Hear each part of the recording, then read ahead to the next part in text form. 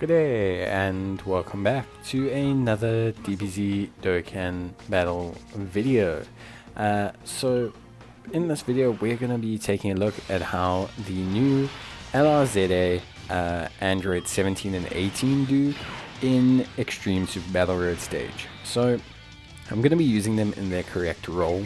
Most times when I run these Extreme Super Battle Road stages, I kind of, run them as like main units. I run them in their main positions. For them to really shine, we'd have to use a Android 17 or 18 unit, and I just feel like it wasn't really necessary to kind of show what they were about.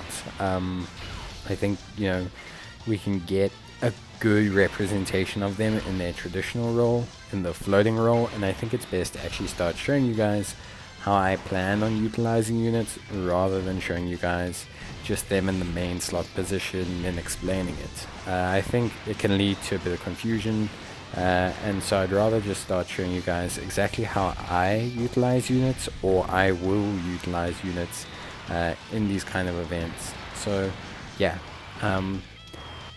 honestly they're pretty good. So they're a little bit worse off than what you might see in like a review video or something, for one of two reasons. So in the Android's Esbr, there are no superclass enemies, so that's kind of a hindrance to them. They're not going to activate that additional attack portion of their passive, which means the attack stats will not be reaching 5 million, 6 million and things like that. That's one of the reasons. And the second reason is their link set with the Android's team that I'm using isn't too powerful. They're not going to get a lot of links active or anything like that. Now, the really impressive thing with them is that they don't need either of these things to prove that they are a good unit. They bring plenty to the table without it. So firstly, 50% attack and defense boost. That's going to be just a defense boost. That 50% defense boost is going to be massive. It's really helpful. It really will assist all the other units. The key also helps, especially when you're running units like Cell, AoE Cell, things like that. They struggle with key traditionally, so having a unit that's giving 4 key is pretty damn impressive and pretty damn helpful. So yeah, that's going to be really good and really solid. Here you can see, obviously we are running them. We'll see like them tank decently here. We're playing them in their floating slot. We're gonna see how they do. We'll just see what they kind of bring to the table as units, and they should be more than fine. We will be activating a Princess Snake, which isn't the highest damage reduction item. And you can see everyone's defense looking pretty good. Their defense is sitting at 80,000 as well. So they'll jump up to around about 140k mark if we don't manage to get their 18 key, which is good. It's not obviously the biggest point, but it should be good enough with a Princess Snake. But it'll be interesting to see how much damage they take.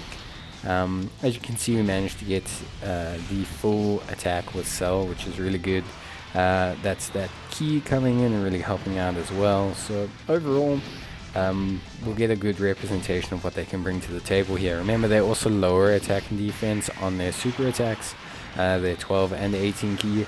So it's not just about their damage that they're bringing to the table, which is low in this instant, although we only got the 12 key and we also didn't get the attack bonus, but they did lower the attack and defense. They only took 26k. So far so good.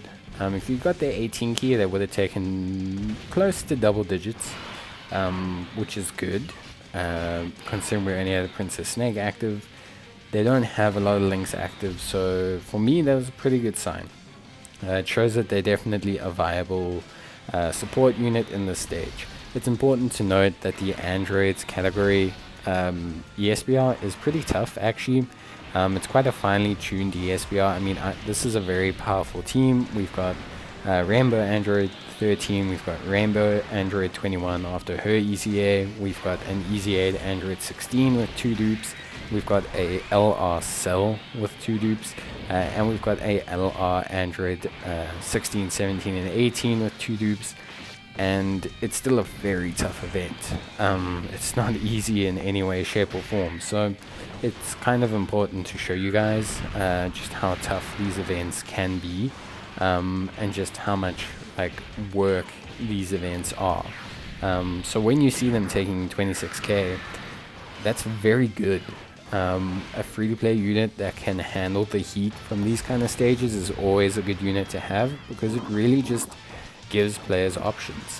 The fact that they may be, might not be in your plan for the stage, but they definitely are a viable unit that you can use to win and beat the Android ESBR. So yeah, very, very happy with their performance. Pretty impressed really, and I think they're really good. I think they're doing some really good work. So yeah, very happy with them so far. Obviously the only shame is that in this Androids one, you don't necessarily get to see the absolute best of them, because they're fighting extreme class enemies the whole time. And that's really the only shame. If you were fighting some super enemies, that'd be really great, because obviously then we'd really be maximizing their performance. Now you can use them in other stages, siblings bonds, you can use them in joint forces, you can use them in Android Cell Saga, you can use them in Androids obviously, which is what we're using them in now. So you can use them in quite a bit of events, and overall you can utilize them quite efficiently.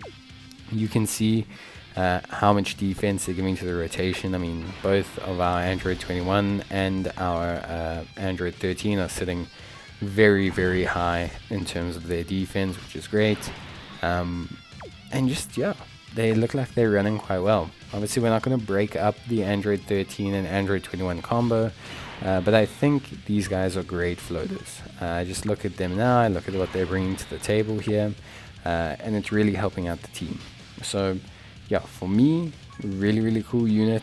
I think they're definitely a unit that you can, and if you don't have like the best Androids team in the game, they 100% can fill a slot in your team. They will be usable, they will do a lot of good work, and you'll be very happy that you added them to your roster. They're gonna do some good work for you and just really, really kind of break down the level of damage that you're going to take, and they're also just going to provide some decent debuffing. I think the only real thing that I would have changed with them is make them massively lower attack and defense or something. The fact that they just lower on both their 12 and 18 key does feel like a little bit of a waste, but that's about it. I think that's realistically the only thing I would change. It just would help a lot more in these events. By the way, their attack stat was a lot better there on their 18 key. We also get the follow-up, the additional ult. So there we go. Double lowering of Rildo's attack and defense, so really good damage there. And yeah, just straight up pretty damn decent. Overall, I'm really happy with how they've done. I'm really happy with how the unit is performing, and yeah, for me, I think this is pretty much all we need to see. Not too certain what else we need to see from them. I'll definitely take them into the Cards of Destruction event, running a mono type team, see how they perform in there, but I think they really did well to kind of match the Great Saiyaman. I think that's probably where these guys are at. I think the only issue with the Androids is that their link set's not as powerful as Great Saiyaman's link set. The Defenders of Justice Patrol link set is oddly quite powerful. It's actually a very, very powerful link set, and so when fully link leveled up, it can actually really improve how they perform. That's it from me, guys. I hope you enjoyed the video. Leave a like if you did, and leave a comment if you have any queries. But otherwise, I will catch you guys in the next one. So until then, take care, stay safe, and bye.